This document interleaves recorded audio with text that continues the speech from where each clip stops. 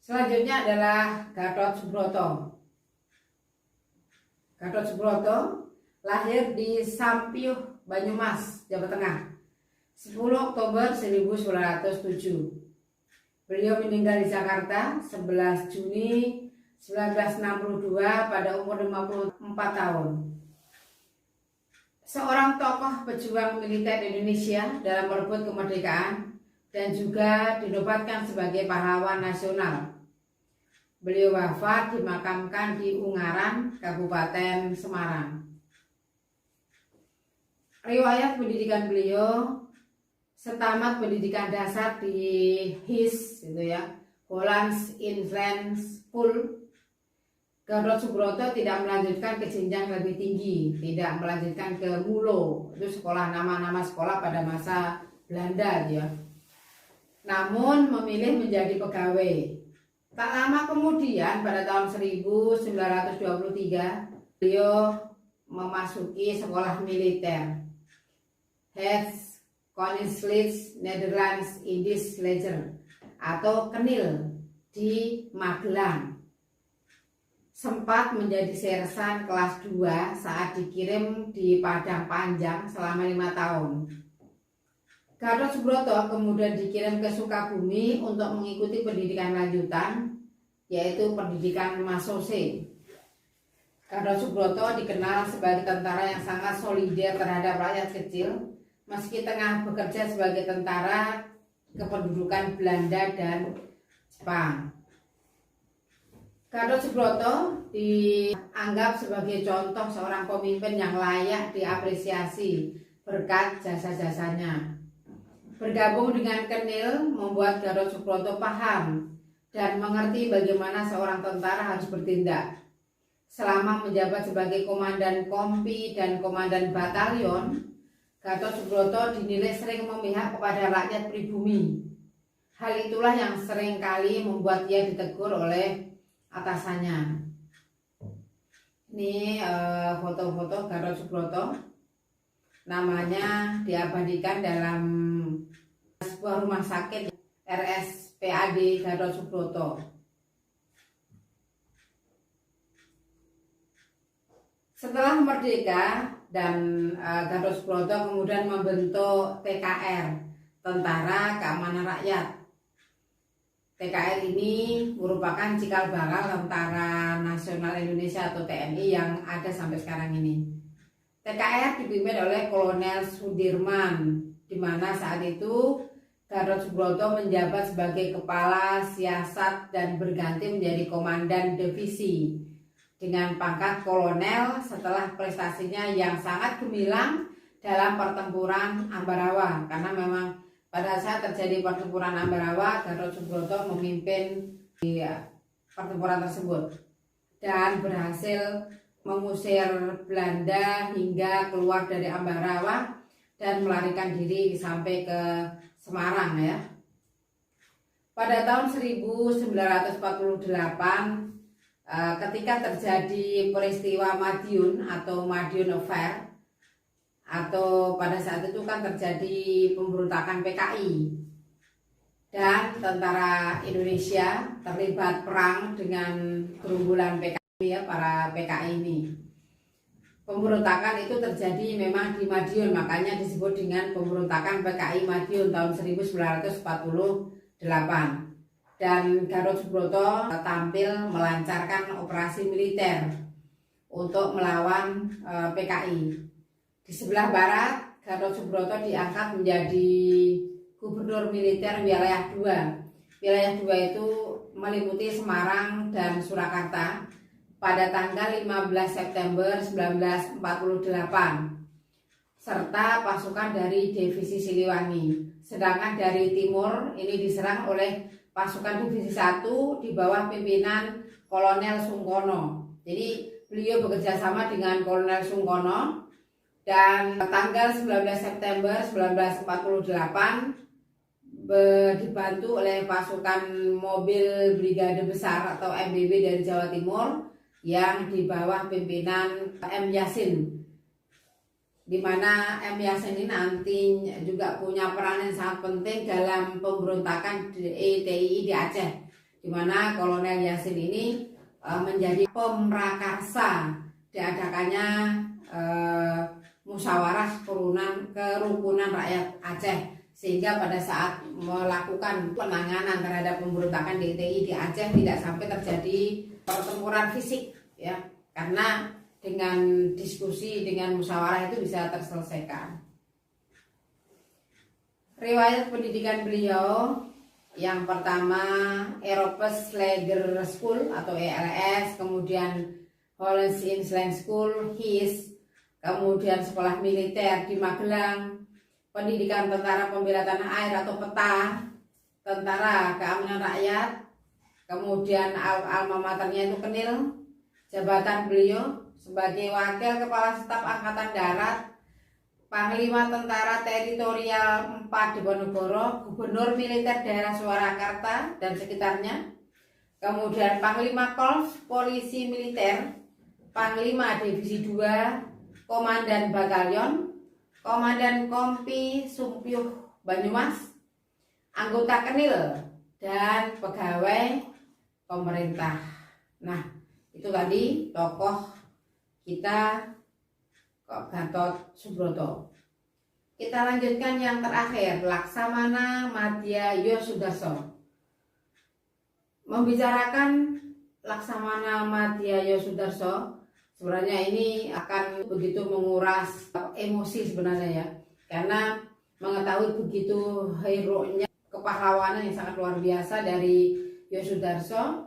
Beliau masih muda tetapi mempunyai jiwa berjuang yang sangat luar biasa, cinta tanah airnya yang sangat luar biasa, sehingga patut dan layak untuk dijadikan sebagai panutan kita semuanya. Nama aslinya atau nama panjangnya adalah Yosafat Sudarso. Lahir di Salatiga, Jawa Tengah, 24 November 1925. Meninggal di Laut Aru pada tanggal 15 Januari 1962 di usia 36 tahun. Beliau dinobatkan sebagai pahlawan nasional dan memang sudah selayaknya seperti itu. Yosudarso gugur di atas KRI Macan Tutul dalam peristiwa pertempuran Laut Aru setelah ditembak oleh kapal patroli milik armada Belanda pada masa kampanye Trikora. Jadi ini adalah upaya membebaskan Irian Jaya atau Irian Barat atau Papua dari Belanda, yang memang pada saat itu Belanda harusnya sudah keluar dari Papua, dari Irian Barat, dari Irian Jaya, tetapi dia tidak mau keluar. Bahkan Belanda itu menjadikan Irian Jaya sebagai provinsi seberang lautan. Kampanye Trikora atau 3 komando rakyat ini digelurakan oleh Presiden Soekarno pada saat itu. Nama beliau ini diabadikan menjadi nama KRI dan nama pulau. Yosudarso ini penganut agama Katolik yang sangat taat. Dia menikah dengan Siti Kostini tahun 1935 dan pada tahun 1955 dan meninggalkan 5 orang anak, 2 diantaranya meninggal. Deru pesawat tempur Belanda membelah kesunyian malam di Laut Aru pada tanggal 15 Januari 1962. Flare dijatuhkan, Samudra Pasifik yang semula gelap gulita menjadi terang benderang.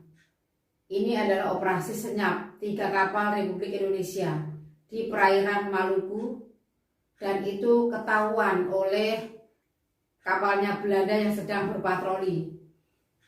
Operasi senyap ini memang Yosudarso itu diam-diam mengajak pasukannya untuk mendekati wilayah Papua. Sebenarnya beliau ingin melakukan penyusupan ke sana, tetapi sayang sekali ketahuan. Kubu lawan ternyata telah menyiapkan 3 kapal yang ukurannya lebih besar dari 3 KRI yang sedang menjalankan misi rahasia. KRI Harimau, KRI Macan Tutul, dan KRI Macan Kumbang. yang pada saat itu berlayar tenang kini mulai waspada.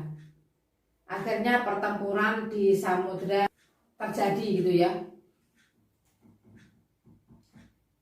Kalau kalian baca secara lengkap pertempuran Laut Aru, pembebasan Irian Barat, kali ini adalah monumen-monumen untuk memperingati betapa heroiknya pahlawan kita ini. Monumen-monumen untuk pembebasan Irian Barat. Bagaimana pihak Belanda yang memang sudah bersiap siaga, dia mengira 3 kapal Indonesia itu dilengkapi dengan senjata, padahal enggak gitu ya. Senjatanya itu ya senjata memang sudah ada di situ, sudah ada di kapal itu gitu ya, tidak dilengkapi dengan senjata yang sangat canggih seperti senjatanya Belanda. Tembakan peringatan pertama pun dilepaskan dan jatuh di dekat KRI Harimau. Ada Kolonel Sudomo dan sejumlah petinggi Angkatan Laut Republik Indonesia (ALRI) berada di kapal tersebut. Nah, sadar bahwa kalah perlengkapan tempur, maka Yosudarso yang memimpin KRI Macan Tutul memerintahkan ketiga kapal untuk putar balik, mundur sementara ya, karena memang Belanda itu kan senjatanya memang lebih canggih dan lebih lengkap ya gitu. Dan tadi udah Bu Guru bilang di depan itu kapal yang digunakan oleh Belanda itu lebih besar gitu. Sadar kalau kalah perlengkapan tempur, maka Komodo Yosudarso yang memimpin KRI Macan Tutul memerintahkan ketiga kapal untuk putar balik dulu, untuk mundur. Belanda yang menyangka gerakan itu adalah manuver untuk menyerang, segera melepaskan tembakan sebelum diserang duluan. Jadi kita itu sebenarnya mau mundur gitu ya, mau mundur sementara, tapi Belanda mengira kapal kita itu melakukan manuver gitu, sehingga cepat-cepat didahului serangan gitu. Malangnya gitu ya, malangnya pada saat terjadi itu mesin KRI Macan Tutul mendadak mati. Kehebatan Yosudarso berpikir keras, harus ada kapal Republik yang selamat. Jadi dikisahkan di dalam buku yang ditulis oleh Muhammad Umar Laksda TNI AL Anumerta Yosudarso 2006, itu judul bukunya. Macan Tutul, jadi KRI Macan Tutul lantas pasang badan sebagai umpan. Jadi untuk menyelamatkan 2 kapal yang bersamanya tadi, Yosudarso memang memasang badan, memberi peluang kepada 2 KRI untuk meninggalkan medan laga. Jadi terhalanglah gitu ya kapal Belanda ini, supaya yang 2 kapal ini bisa melarikan diri, harus selamat gitu. Tidak boleh tiga-tiganya menjadi korban gitu ya. KRI Macan Tutul harus berhadapan dengan kapal perang Belanda bernama Karel Doorman yang siap menembak. Tembakan pertama memang meleset, namun di kesempatan kedua Macan Tutul kena telak. Kapal buatan Jerman Barat yang dibeli pada tahun 1960 itu pun terbakar dan perlahan karam. Oke, kobarkan semangat pertempuran. Kobarkan semangat pertempuran. Melengking dari saluran radio di 2 KRI lainnya. Jadi sambil menyelamatkan diri gitu ya, karena dia sudah melihat kapalnya Yosudarso itu nggak bisa diselamatkan gitu ya. Jadi oke, kobarkan semangat pertempuran itu melengking dari saluran radio di 2 KRI lainnya. Itu adalah suara Yosudarso. Serangan pun berhenti dan suasana kembali sunyi. Kenapa sunyi? Karena memang sudah tenggelam. Yosudarso merampungkan pendidikan dasarnya di Hollands Inland School ya. Jadi beliau sekolah pada masa Belanda juga. Saat Yosudarso gugur dalam pertempuran Laut Aru pada tanggal 15 Januari 1962 itu, beliau menjabat sebagai Deputi Operasi KSAL atau orang nomor 2 di Angkatan Laut Republik Indonesia. Pada 19 Desember 1961, Presiden RI Soekarno mendeklarasikan Trikora, yaitu untuk membebaskan Papua dari Belanda, yang ditindaklanjuti dengan pembentukan Komando Mandala Pembebasan Irian Barat. Polemik semakin menjadi dengan adanya korban kapal tersebut di dalam tubuh tentara, ada saling tuding seperti itu gitu ya. Dan Angkatan Udara Republik Indonesia AURI dituding sebagai pihak yang paling bertanggung jawab atas insiden tersebut. Seharusnya gitu ya, pesawat-pesawat pengintai milik AURI memberikan informasi yang jelas terhadap situasi terkini dari atas perairan Maluku. Tapi itu ternyata tidak dilakukan, entah apa sebabnya. Tetapi polemik yang semakin meruncing dan saling menyalahkan membuat Kepala Staf Angkatan Udara, yaitu Laksamana Udara Suryadharma, mundur dari jabatannya pada tanggal 19 Januari 1962 dan digantikan oleh Letnan Kolonel Umar Dhani. Yang menjadi persoalan adalah pemerintah sama sekali tidak mengetahui rencana operasi yang dipimpin oleh Kolonel Sudomo tersebut, termasuk Soekarno selaku Presiden dan Menteri Keamanan Nasional Republik Indonesia saat itu adalah A.H. Nasution. Demikian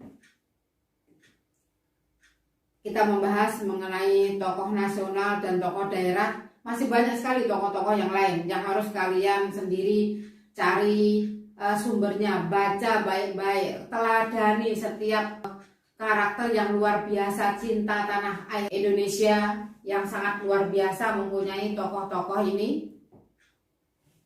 Patut kita bangga dan harus meneladani semuanya ini. Demikian, kita lanjutkan di kesempatan yang lain dengan pembahasan yang lain. Terima kasih. Wassalamualaikum warahmatullahi wabarakatuh.